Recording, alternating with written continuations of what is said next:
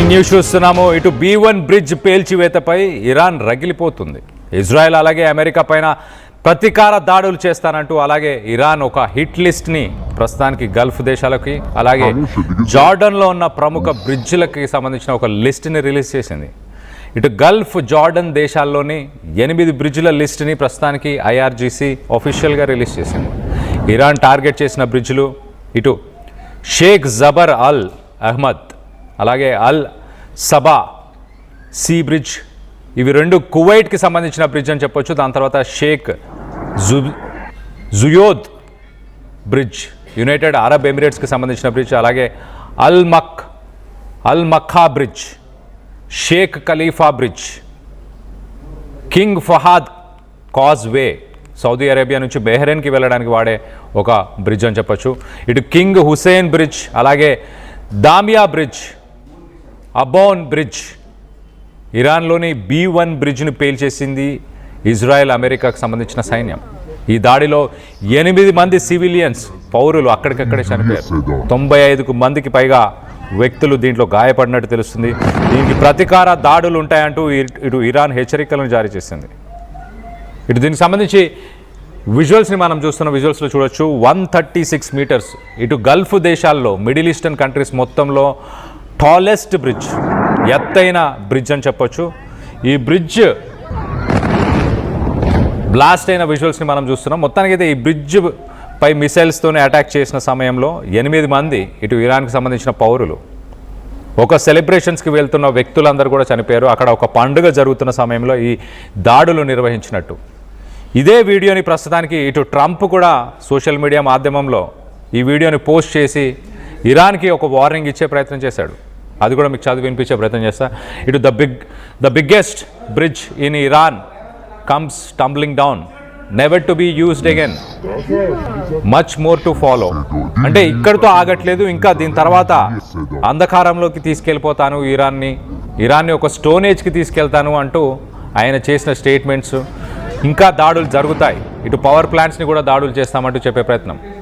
It is time for Iran to make a deal before it is too late. ఇంకా ఆలస్యం కాకముందే ఒక డీల్కి రండి, స్ట్రైట్ ఆఫ్ హార్మోస్ని ఓపెన్ చేయండి, అలాగే న్యూక్లియర్ ప్రోగ్రామ్ని ఏదైతే ఉందో దాన్ని కూడా షట్ డౌన్ చేయాలంటూ చెప్పుకొచ్చే ప్రయత్నం చేశాడు. There is nothing left of what still could become a great country. So మొత్తానికైతే ఇరాన్ ప్రభుత్వాన్ని తప్పుపట్టే ప్రయత్నం చేస్తున్నాడు.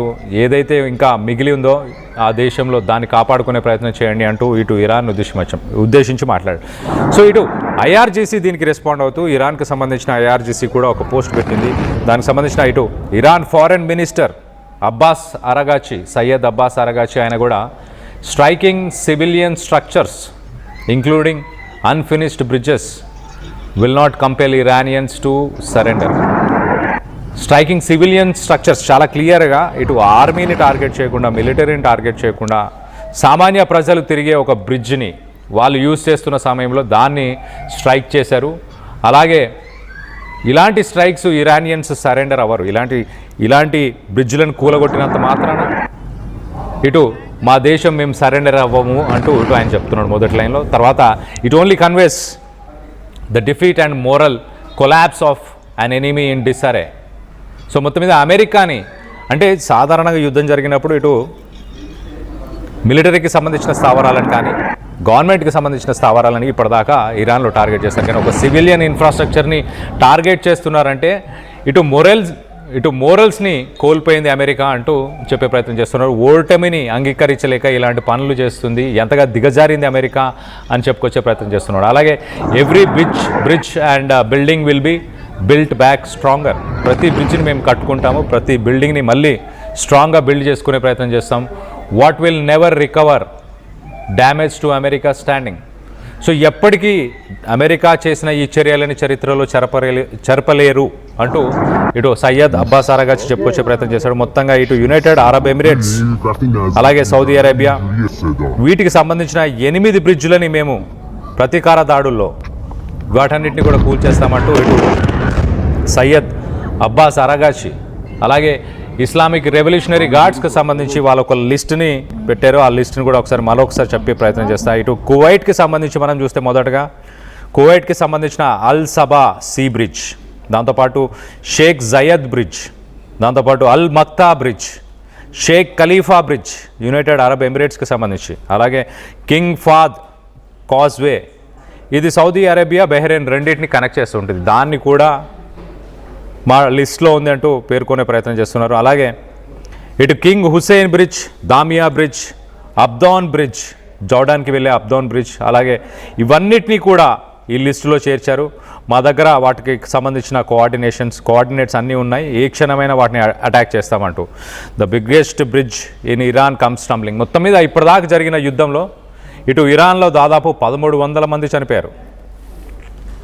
ఇరాన్లో 1900 మంది చనిపోయారు, లెబనాన్లో 1300 మంది చనిపోయారు. యుద్ధం మొత్తంగా ఒక 3200 మంది ఇప్పటిదాకా చనిపోయారు. ఇటు అమెరికా ప్రతిరోజు చేస్తున్న స్టేట్మెంట్స్ మనం చూస్తే యుద్ధం అయిపోతుంది, ఇంకొక 2-3 రోజుల్లోనే అయిపోతుంది. ఇటు ఇరాన్ మీడియేషన్ టాక్స్లో, మాటల్లో ఉంది, చర్చలు జరుపుతుంది అంటూ చెప్పే ప్రయత్నం. ఇటు ఇమీడియట్గా ఇరాన్ మేము చర్చించట్లేదు, యుద్ధాన్ని కొనసాగిస్తామంటూ ఇరాన్ చెప్పే ప్రయత్నం. మరో పక్కన ఇటు వర్చువల్ మీటింగ్కి ఇవాళ యుఎన్ సెక్రటరీ కౌన్సిల్, ఐక్యరాజ్య సమితికి సంబంధించిన దేశాలన్నీ కూడా ఇవాళ ఒక మీటింగ్ని ఏర్పరచుకున్నాయి. ఆ మీటింగ్లో స్ట్రైట్ ఆఫ్ హార్మోజ్ని ఎలా ఓపెన్ చేయాలి, దాన్ని ఇటు ఫోర్సెస్ నావీని పంపించి ప్రపంచ దేశాలన్నీ కలిసి పోరాడాలా, దానికి ఎలాంటి ఇనిషియేటివ్ తీసుకోవాలని మొత్తానికైతే ఇవాళ మీటింగ్ పెట్టుకున్నారు. మరోపక్కన ఇరాన్ నా భూభాగమైన స్ట్రైట్ ఆఫ్ హార్మోజ్ మీదికి మీరు గనక వస్తే దాన్ని వార్గానే పరిగణిస్తాను, దానికి